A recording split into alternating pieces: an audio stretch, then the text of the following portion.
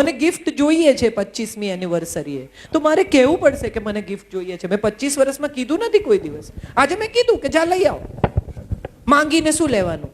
પોતાના માણસ પાસે નહીં માંગવાનું તો કોની પાસે? પારકા પાસે માંગવાનું.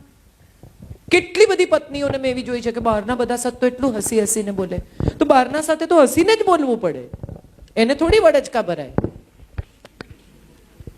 ગુસ્સો તો એના પર જ કરાય જે પોતાનું છે, કકળાટ એની જ જોડે કરાય જે પોતાનું છે. કોઈને ઘેર તમે જમવા જાઓ અને ભીંડાનું શાક ના ભાવતું હોય એને પીરસ્યું હોય તો તમે એવું કહો છો હટાવાયથી, ચૂપચાપ ખાઈ જાવ છો ને ઓછું ખાવ છો પણ ચૂપચાપ ખાઈ જાવ છો.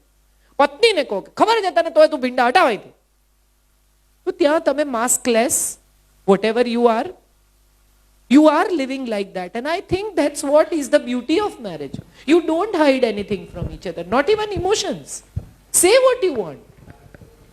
મને શું ગમે છે, મને ફૂલો બહુ ગમે છે એવું કહેવામાં શું પ્રોબ્લેમ? એને કેમ સમજણ ના પડે? અરે કોઈ જ્યોતિષ છે યાર, એને નથી પડતી સમજણ, તો એને કે રસ્તામાંથી પસાર થતી વખતે મને ગુલછડી બહુ ગમે, પછી પણ ના ખરીદે તો પ્રોબ્લેમ છે.